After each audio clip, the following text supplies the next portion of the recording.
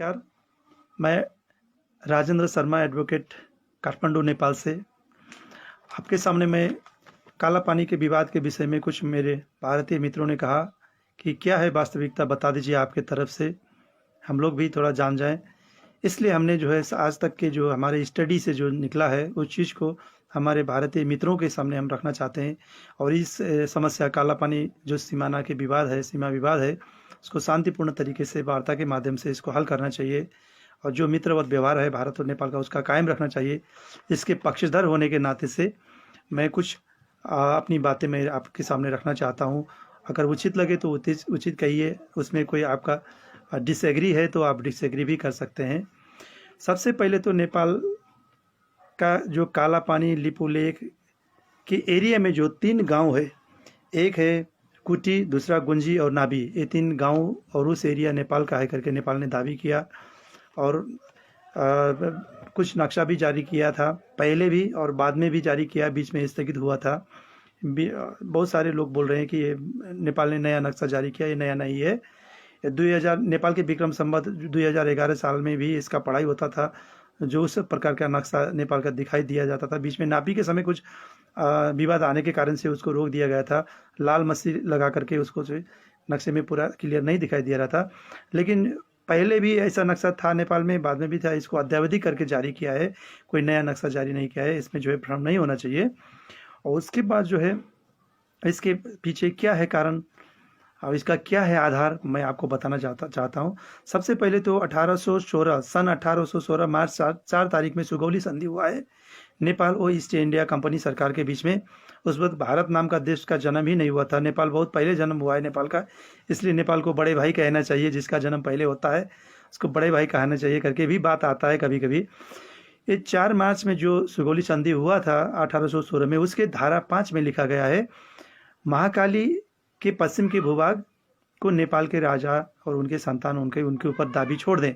यानी कि पश्चिम के भूभाग ईस्ट इंडिया कंपनी का हो गया उस तब से।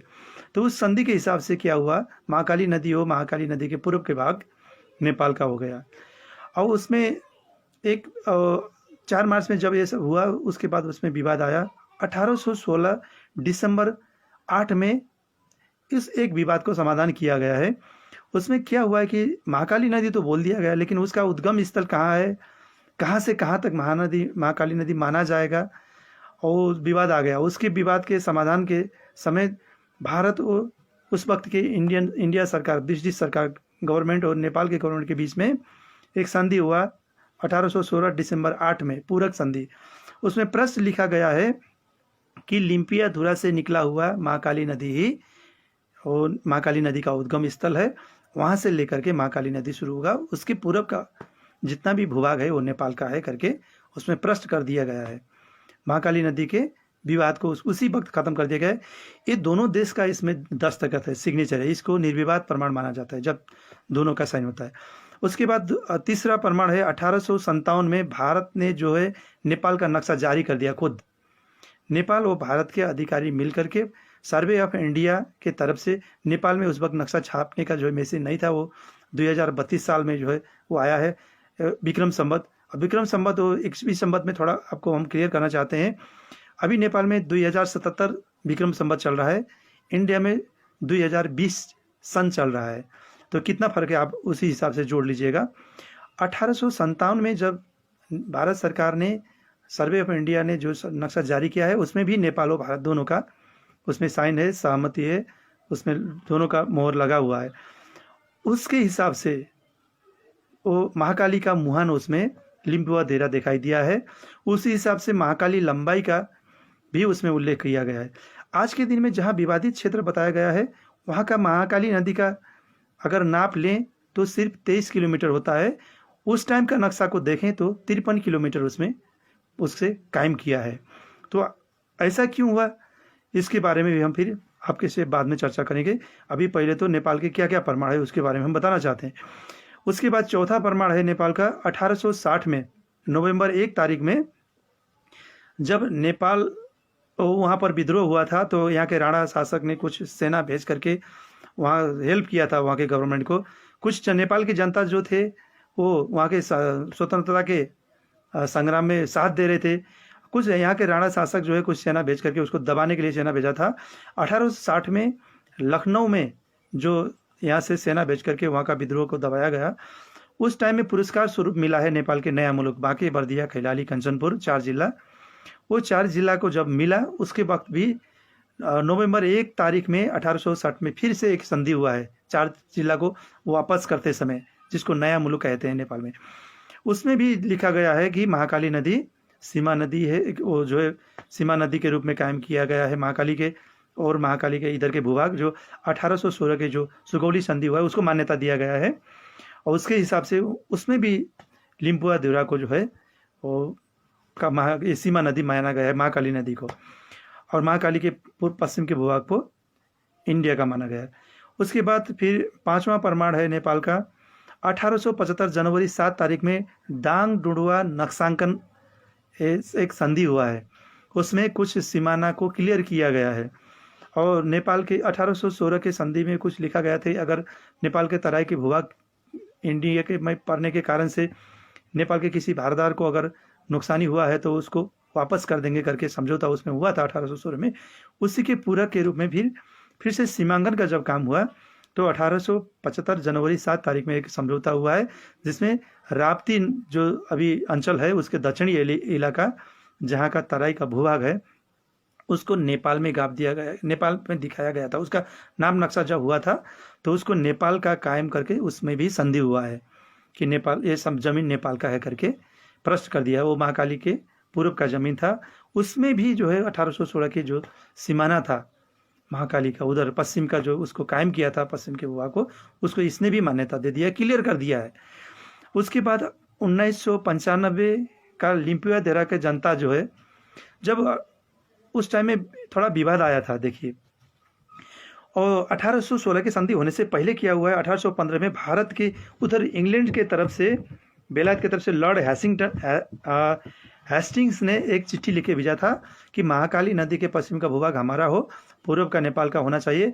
उसमें जो है लिम्पुआ से लेकर के जो महाकाली नदी बना है वो सब नेपाल के तरफ उतर डाल देना चाहिए, पश्चिम का भूभाग इंडिया का होना चाहिए करके उस तरीके से संधि करो करके चिट्ठी लिखा था। वो चिट्ठी नेपाल के पास है, नेपाल ने जो है बेलायत से भी लाया है और लाइब्रेरी से जा कर के, और उसके बाद जो संधि हुआ है सब संधि नेपाल के पास प्रमाण है। और जब वो सीमाना कायम हो गया तो उसी टाइम थोड़ा विवाद हुआ था 1816 दिसंबर 8 में जो हमने कहा, उसका विवाद कैसे समाधान किया गया। भारत के तरफ से उधर इंडिया की तरफ से क्या था, भूटिया जमींदार जो थे वो लिपू नाभी और गुंजी का भी वो हमको जो हमारा है करके दावी कर रहे थे। नेपाल के बहादुर शाह ने उसको अपना, उसको जो चौतरिया कहते थे वहाँ के जो प्रशासक मुख्य प्रशासक थे पश्चिम नेपाल के, उन्होंने अपना कहा। तो उस विवाद को सुलटाने के लिए क्या हुआ कि वहाँ पर पूछा गया भारत सरकार के उस वक्त से ईस्ट इंडिया कंपनी के सरकार में पूछा गया कि ये 3 गांव किसका है, किस दर पड़ता है करके। उस उधर से जो चिट्ठी एक लिख के आया है आडम ने, जो उस पर जनरल सेक्रेटरी थे इंडिया के गवर्नमेंट का उस वक्त, और वो बाद में दिल्ली का गवर्नर भी हुए हैं। और उन्होंने क्या एक चिट्ठी लिखे भेजा कि कुटी गुंजी और नाभी नेपाल का है, लिम्पुआ ही महाकाली नदी का उद्गम स्थल है, उसी हिसाब से नेपाल को भोग चलन करने दो, उसको हम उस जमीन को हम सरेंडर शब्द उसमें लिखा गया है, विवाद उसमें मत करो, और उसको जो है नेपाल को जिम्मा लगा दो करके एक चिट्ठी लिखा है, वो भी नेपाल के पास है।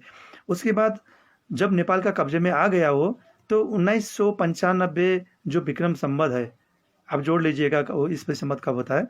विक्रम संवत 1995 में नेपाल ने लगभग 60-70 साल, बहुत फर्क पड़ता है उसमें, लिम्पुआ के जनता ने वहाँ पर बाली, उसका टैक्स, जमीन का, बाली का, घर कर नेपाल सरकार को बुझाना शुरू किया।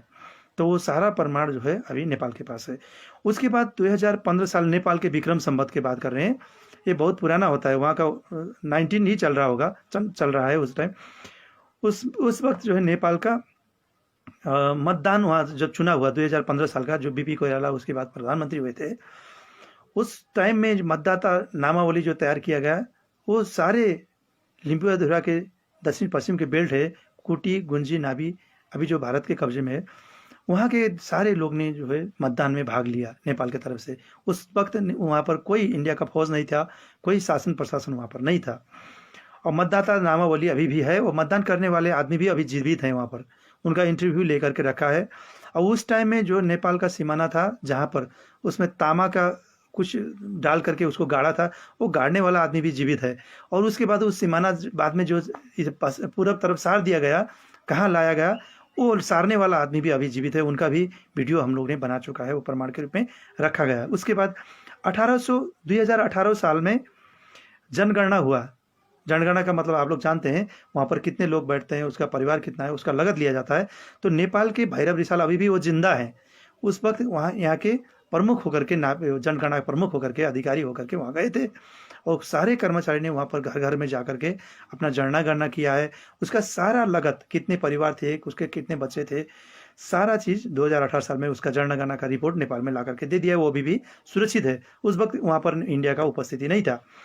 उसके बाद बहुत सारे चिट्ठी पत्र आदान प्रदान हुआ है नेपाल और ईस्ट इंडिया कंपनी सरकार के बीच में, जिसमें लिखा गया है लिम्पियाधुरा नेपाल का महाकाली नदी का उद्गम स्थल है। और इसी तरीके का विवाद जो है पूर्व में टिस्टा नदी में भी हुआ था। और टिस्टा नदी में जब विवाद, मुहान का विवाद हुआ, तो उसका एक सिद्धांत कायम किया गया है अंतर्राष्ट्रीय कानून के मुताबिक और रिवर साइंस के मुताबिक। क्या सिद्धांत कायम किया? जो छोटे छोटे नदी आकर के मिलते हैं वो बड़ा नदी बनता है, उसको मेन नदी माना जाता है। तो टिस्टा नदी का मेन नदी जब माना गया, नेपाल के पूर्व में एक विवाद था, और सूर्योदय नगर पालिका है नेपाल में, वहाँ का जो है एक सूर्योदय नगर पालिका में एक सूर्योदय, हम जो सनराइज देखने जाते हैं, वहाँ पर श्री अंतु नाम के एक डाँड़ा है, पहाड़ है, उसको जो है इंडिया अपने तरफ दावी कर रहे थे। तो बाद में वो नदी के जो साइंस के हिसाब से जो निर्णय लिया गया, उस मुताबिक वो नेपाल में पड़ा। छोटा मोटा नदी को उस मुहान को मुहान नहीं माना जाता है, जो बड़ा बहाव जिधर से निकलता है उसको बड़ा मुहान माना जाता है। उस हिसाब से उसी सिद्धांत को लागू कर करके महाकाली नदी में भी इस तरीके का विवाद समाधान हुआ। बड़ा नदी महाकाली का बड़ा मुहान जो है लिम्पिया तरफ जाता है। जो अभी काली मंदिर के तरफ से निकला हुआ छोटा सा एक मंदिर के अंदर से निकला हुआ, मूल से निकला हुआ पानी को जो मुहान बता रहे हैं अभी इंडिया के जो है सरकार बता रहे हैं, तो वो उस हिसाब से वो नहीं है। रिवर साइंस के हिसाब से वो लिम्पिया से निकला हुआ बड़ा नदी ही महाकाली नदी है करके उस टाइम में दोनों नदी का विवाद का, उस विवाद का क्लियर कर दिया गया था। वो सारे चिट्ठी पत्र निर्णय नेपाल के पास है। अब देखिए ये विवाद कैसे शुरू हुआ। अब इंडिया के, अब ये तो हुआ नेपाल का प्रमाण। अब इंडिया के प्रमाण के बारे में हम बताना चाहते हैं।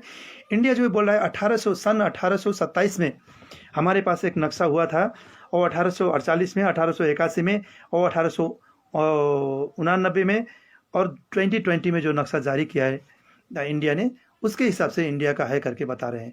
और उसमें देखिए वो नक्शा जो इंडिया ने बनाया है, उस नक्शे में नेपाल का साइन नहीं है, नेपाल का सहमति नहीं है। इंटरनेशनल बॉर्डर में क्या होता है कि जो नक्शा बनाया जाता है जिसमें दोनों देश का साइन होता है, सहमति होता है, उसको आधिकारिक प्रमाण माना जाता है। जितने भी प्रमाण संधि हमने बात किया नेपाल के पक्ष में है, उसमें दोनों देश का साइन है। और इंडिया की तरफ से जो पेश किया गया है 1827, 1848, 1881 और 1889 और 2020 में नेपाल का साइन नहीं है, नेपाल का विरोध है। नेपाल जब 1827 में इंडिया के हेनरी स्टैच्यू ब्रदर्स ने जो नापी किया था, उसमें नेपाल का सहमति जनाने के लिए उन्होंने प्रस्ताव लिखा था। तो नेपाल ने जब काला पानी जो लिम्पियाधुरा उधर पड़ गया, तो नेपाल ने उसमें सहमति नहीं जनाया। उसी टाइम से नेपाल का विरोध है, और बीच बीच में बहुत सारे विरोध पत्र लिखा गया है, वार्ता के आह्वान किया गया है, भारत सरकार ने सुनवाई नहीं किया। लेकिन अभी क्या कह रहे हैं कि 1862 में जो है चाइना से युद्ध हुआ था, उधर से लौट करके आदमी भाग करके आए थे आर्मी छिपने के लिए, तो राजा महेंद्र से मांगा कुछ समय बैठने के लिए, राजा महेंद्र ने दिया, तो 1862 में आया है करके तो भारत सरकार भी स्वीकार किया है। उससे पहले वहाँ पर नहीं था। तो 1862 में जब वहाँ पर सेना आए बैठे, तब उस वक्त क्या हुआ कि जो है वो वहाँ से नहीं गए। उसके बाद लोग उसके दिन से आज तक विरोध करता आया है नेपाल ने। नेपाल का देश अगर बड़ा होता, सेना प्रयोग करके, जैसे 1862 में चाइना ने कुछ भाग ले लिया था अरुणाचल का और जम्मू कश्मीर का एरिया, लद्दाख एरिया का, वो उसी तरीके से नेपाल ले लेता। लेकिन भारत के खिलाफ छोटा देश था, इसलिए आक्रमण नहीं कर पाया, विरोध करता रहा। और ये आज आके विरोध नहीं किया, आज तक क्या देखा, ऐसा नहीं है। 1827 का नक्शा में नेपाल ने जब मान्यता नहीं दिया, तो मान लेना चाहिए कि उसी वक्त से नेपाल ने विरोध किया है। 1827 में देखिए लिम्पियाधुरा नेपाल का जो है महाकाली नदी का मुहान है करके 1816 में ही वो उसको क्लियर कर दिया गया है। चिट्ठी पत्र जो है भारत के तरफ से, इंडियन सरकार के तरफ से, उस वक्त के ईस्ट इंडिया कंपनी हो ब्रिटिश सरकार की तरफ से जारी कर दिया है, वो प्रमाण सारे पास है। फिर भी बाद में क्या कहा इंडिया ने कि जो है लिम्पियाधुरा के बाद में उधर पूरब तरफ जो है उनका उद्गम स्थल दिखा दिया, महाकाली नदी का मुहान। वो 1827 में मुहान एक दिखाया है, फिर 1815 में दूसरा मुहान दिखाया, फिर पूरब तरफ सार दिया, उसके भी और पूरब सार दिया 1899 में। वो 1881 में भी। देखिए 4 नक्शा में महाकाली का मुहान 4 दिखाया है। ऐसा तो नहीं, मुहान तो एक ही होता है ना। तो वो सारों नक्शा में नेपाल में सहमति नहीं जनाया। देख लीजिए, ये जितना नक्शा हमने कहा है आपने देख लीजिए, महाकाली मुहान अलग अलग दिखाया गया है। क्यों ऐसा किया गया कि भारत जो है उस सीमाना को सारते हुए नेपाल की तरफ आया।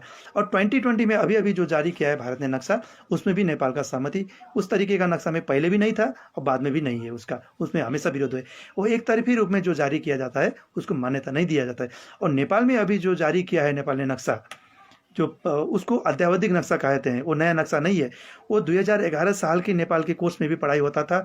उससे सुगौली संधि के मुताबिक जो उस वक्त का नक्शा था, उसी तरीके का नक्शा अभी नेपाल ने जारी किया है। बीच में जो सीमाना विवाद हुआ था उसके कारण से कुछ समय रोक दिया गया था भारत के आग्रह के कारण से, लेकिन नेपाल ने जो संधि के हिसाब से नक्शा जारी किया है वो नया नक्शा नहीं माना जाता है, उसको पुराना नक्शा न माना जाता है। और बाद में जो 2020 में नक्शा जारी किया, देखिए अगर 1989 को नक्शा का अगर मान्यता दिया जाए, उस नक्शे को देखा जाए तो काला पानी नेपाल की तरफ दिखाई दिया है भारत के नक्शे में भी। लेकिन 2020 में अभी जो जारी किया है, काला पानी इंडिया में दिखाई दिया, जहाँ पर भारत के आर्मी बैठा हुआ है। इसलिए जो है जो नक्शा भारत की तरफ से जारी हुआ है वो कभी भी दोनों देश के साइन नहीं हुआ है, वो विवादित नक्शा है। आप लोग भी देख सकते हैं। अगर आप लोग को प्रमाण चाहिए तो हमारे साथ आप advraj3@gmail.com में आप जो है अब हमसे पूछेंगे तो हम सारे प्रमाण आपको भेज सकते हैं। यहाँ से मेल करके आप देख सकते हैं। और नेपाल को भारत की तरफ से जो 5 नक्शा हमने बताया, 5 में देखिए, 5 में हर चीज़ की फर्क है। 4 में उद्गम स्थल फर्क है महाकाली नदी का, और 5 में नक्शा में जो है काला पानी उधर डाल दिया गया है। आप देखिए, अध्ययन करिए, और आप लोग भी भ्रम में न रहिए, हम लोग भी भ्रम में न रहें। और इसमें जो है भारत के एक बहुत अहम बात हम आपको बताना चाहते हैं, नेपाल अंतर्राष्ट्रीय अदालत में भी जा सकता था। नेपाल पड़ोसी राष्ट्र से पड़ोसी राष्ट्र जो है सहयोग करने के लिए तैयार हैं, वो छीन करके भी ले सकते हैं, लेकिन हम लोग वैसा नहीं चाहते हैं, लड़ाई नहीं चाहते हैं। नेपाल के 42,000 सेना भारत में है, गोरखा सेना, उसमें 7-8 हज़ार तो पुलिस में है। और जो है दार्जिलिंग तरफ के, मेघालय तरफ के गोरखाली अगर भाइयों को जोड़ लिया जाए तो वहाँ पर 1-1.5 लाख से ज़्यादा तो भारत में जो है नेपाली हैं। इसलिए जो है हम वो लड़ाई नहीं कर रहे, क्योंकि वो हमारा पुराना संबंध जो है बिगाड़ना नहीं चाहते हैं। भारत ने एक बात जो है, जैसे अंतर्राष्ट्रीय अदालत में जो अदालत को जो मान्यता दिया है, उसमें एक शर्त रख करके दिया है। और उसमें क्या शर्त रखा है कि हर तरीके का विवाद हम यहाँ ला सकते हैं अंतर्राष्ट्रीय अदालत, लेकिन सीमा संबंधी विवाद नहीं ला सकते हैं करके उसमें शर्त रखा है। इस शर्त रखने के पीछे मेन कारण ये है कि अगर ये सीमा संबंधी विवाद अंतर्राष्ट्रीय अदालत में गया तो भारत हार सकता है। उनको मालूम है कि नेपाल के पास इतना प्रमाण है, इसलिए ये सब वार्ता के माध्यम से समाधान करने के लिए नेपाल सरकार ने बार बार आह्वान किया है, वो भारत सरकार ने उसको टालता गया है आज तक। इसलिए आप लोग सब मिल करके इसको शांतिपूर्ण तरीके से समाधान निकालने के लिए आप लोग भी आह्वान करिए भारत सरकार को। नेपाल सरकार भी तैयार है, नेपाली जनता भी आह्वान करेंगे, तो इसको शांतिपूर्ण तरीके से इसको समाधान किया जाए। और रहा बात नेपाल और भारत के संबंध के, देखिए बहुत पुराना संबंध है, रोटी बेटी सांस्कृतिक हर प्रकार के संबंध है। भारत के बहुत सारे लोग, अभी यहाँ पर ऐसा हमको बहुत दुख लगता है कि वहाँ पर जो है चौकीदारी करते हैं, ऐसी बात नहीं है। गरीब लोग को दिखा करके देखे, इंसल्ट नहीं करना चाहिए। भारत के भी बहुत सारे लोग यहाँ सब्जी बेचने आते हैं और जूते में पलिश करते हैं, नाव का काम करते हैं, लेकिन हम कभी नहीं कहते हैं कि ये छोटा काम है। ये नेपाल में भी, नेपाल के भी वहाँ जाते हैं, चौकीदारी करते हैं, होटल में भी काम करते हैं, कुछ लोग बड़े काम भी करते हैं, लेकिन गरीब को दिखा करके सबको एक ही साथ उनको नहीं पूछना चाहिए, उनको इंसल्ट नहीं करना चाहिए, हम ये चाहते हैं। और नेपाल के बहुत सारे वहाँ पर इंडिया में शादी भी हुआ है, इंडिया के यहाँ भी शादी हुआ है। देखिए हमारा बहुत पुराना अच्छा संबंध है, हम इसको नहीं बिगाड़ना चाहते हैं। आप लोग भारतीय जनता की तरफ से भी इसको आह्वान करिए। और एक बात भारत में थोड़ा भ्रम है कि इंडिया और ब्रिटिश, नेपाल और ब्रिटिश के बीच में जब लड़ाई हुआ था नेपाल ने हारा था, ऐसा नहीं है। नेपाल और चाइना का जब लड़ाई हुआ था तब भी चाइना को हराया था। चाइना ने जो है हमको पुरस्कार दिया था, हर साल जो है वो तीरा था। हमारा यहाँ पर जो है पुरस्कार हर साल देने के लिए वो एग्रीमेंट हुआ था। और ईस्ट इंडिया कंपनी से जो 5 ग्रुप में जो लड़ाई हुआ था, 5 जो है समूह में वहाँ की ब्रिटिश सरकार ने जो है आक्रमण किया था नेपाल के ऊपर। तो सिंधुली और बुटोल में बहुत बुरा तरीके से ब्रिटिश सरकार ने हारा था। उस वक्त खोसा गया तोप अभी भी नेपाल के संग्रहालय में है। और पूरब में जो है देहरादून के दक्षिण, सिलीगुड़ी के उत्तर जो लड़ाई हुआ था, और नाला पानी और कागड़ा तरफ जो लड़ाई हुआ था, उसमें पूरा लड़ाई नहीं हो पाया। अंतर्राष्ट्रीय युद्ध संबंधी नियम के जो है उल्लंघन करके उन्हें पानी बंद कर दिया, बहुत जगह पर राशन पानी बंद कर दिया, और जो पानी खाने के लिए बाहर निकले, और फिर से वो लड़ाई करने के लिए नेपाल गोरखाली सेना तैयार थे वहाँ पर। लेकिन उसी वक्त सुगौली संधि हो गया, नहीं लड़ पाए। तो अमर सिंह थापा जो है वो बहुत बार उन्होंने लिखा है, अपने बयान में दिया है अपने, कि हमने जो है हमारा लड़ाई का अभी हम नहीं अभी लड़ना चाहते हैं ये ब्रिटिश से, हमारा अब इच्छा पूरा नहीं हुआ है लड़ाई का, सुगौली संधि अभी मत करो करके वो उन्होंने कहा भी था उस वक्त। तो क्या हुआ कि बीच में ही संधि हो गया, पूरा लड़ाई नहीं हो पाया, इसलिए नेपाल हारा नहीं है। और दूसरा भ्रम है वहाँ पर कि जो है भूकंप के समय में हमने ऐसा किया, हम नाकाबंदी कर दिया तो नेपाल को नुकसानी हो जाएगा, ऐसा बात नहीं है। जब नाकाबंदी हुआ था तो नेपाल ने आह्वान नहीं किया था नाका खोलो, भारत के व्यापारी ने जो जिसका नाका बंद होने के कारण से उनको घाटा हुआ। पेट्रोल जब चाइना ने फ्री में देना शुरू किया, पेट्रोलियम संधि 40 साल बाद में हुआ, तो सारा जब चाइना तरफ हम लोग जाने लगे तो उन वहाँ के व्यापारी लोग आंदोलन करके जो ब्लॉकेज कर रहे थे उनको भारत से आकर के हटाया है उनको, बहुत सारे वीरगंज के नाका में, आपने टीवी में देखा ही होगा। तो भारत की तरफ से पाल किया, हमने आह्वान नहीं किया नाका खोलो करके। ऐसा नहीं है कि भूखमरी, हमारा यहाँ का चावल बांग्लादेश तक सप्लाई होता है, वो छोड़ दीजिए। और दूसरी बात जो है, नेपाल में जो नाकाबंदी भूकंप के टाइम में हमने हेल्प किया, ऐसी बात वो हेल्प किया, आपको धन्यवाद। लेकिन वहाँ पर बहुत सारे पुराना सामान भेज दिया, नेपाल ने वापस कर दिया। देखिए, और गरीब का जैसे, अब नेपाल में तो जो है भिखारी नहीं है, भिखारी मुक्त घोषणा कर दिया 1 साल पहले। नेपाल की जनसंख्या बराबर इंडिया में भिखारी हैं, उसको आप जो है हटाइए, बहुत बेइज्जती हो रहा है इंडिया का। और जब यहाँ पर आए थे आप लोग तो बहुत इतना बेइज्जती हुआ इंडिया का, इंडिया के मीडिया वाले जो भूकंप में छिपे हुए लोगों को उद्धार करने आए थे उनको इंटरव्यू बहुत गलत तरीके से लिया, बेइज्जती हुआ। और उसके बाद जो इंडिया का रोडवेज का गाड़ी ने काठमांडू में देखा गया चाइनीज सेना ने, तो इंडिया में ऐसा खटारा गाड़ी चलता है, उसका फोटो खींच के इंडिया का इतना बेइज्जत किया, ऐसा खटारा गाड़ी इंडिया में चलता है करके। लेकिन हमने उसका विरोध किया कि जो भाईचारे के नाते सहयोग करने आया, आप लोग ऐसा मत करिए, हमारा मित्र राष्ट्र भारत करके हमने विरोध किया। अब बहुत सारे हम ऐसा फोरम है, इंटरनेशनल फोरम, जहाँ पर एक अंग्रेज ने बोल दिया था, देखिए भारत से थोड़ा डिस्कस हो गया तो आप हमारा जो है नाजायज औलाद हो करके बोल दिया, आप हमारे गुलाम हो, तो हमने जा करके उसको झापड़ मार के उसको वहाँ से कार्यक्रम से भगा दिया। जबकि इंडियन दोस्त जो है बोल नहीं पा रहे थे, हम लोग ने जा करके उनको बचाया। ऐसा मत बोलो, वो भी स्वतंत्र राष्ट्र के नागरिक हैं, हमारे भाई हैं, इसलिए जो है ऐसा मत करो, ऐसा मत बोलो करके हमने विरोध किया। देखिए, हर फोरम में भारत के जितने भी लड़ाई हुआ है, गोरखा के गोरखा सेना जो नेपाल, हमारे ब्रदर्स हैं नेपाल के, उनका खून नहीं बहा हुआ, कोई भी लड़ाई ऐसा नहीं है जो भारत ने जीता हो। तो सारा भारत के रक्षा के लिए खून बहाते हैं हम नेपाली गोरखा लोग। तो हम कभी नहीं चाहते हैं कि भारत के साथ हमारा संबंध खराब हो। इसलिए बोलते समय भी नीचा करके कोई भी ना बोलें, क्योंकि नेपाल कभी भी किसी का गुलाम नहीं हुआ है। बोला जाता है कि स्वर्ग के सबसे नज़दीक बैठने वाले नेपाली हैं, क्योंकि सर्वोच्च शिखर सगरमाथा माउंट एवरेस्ट जो है नेपाल में है। ये नेपाल का बस्ती सबसे ऊंची बस्ती में रहता है, इसलिए गौतम बुद्ध भी नेपाल में ही जन्म लिया है, लुम्बिनी में। और शांति का संदेश जो दिया है, वही शांति का संदेश हम लोग देना चाहते हैं। हम साउथ एशिया में हम भाईचारे के वातावरण बनाना चाहते हैं। इसलिए आप लोग भी अपने तरफ से गवर्नमेंट को आह्वान करिए। हम यही कहते हुए विदा होना चाहते हैं। नमस्कार।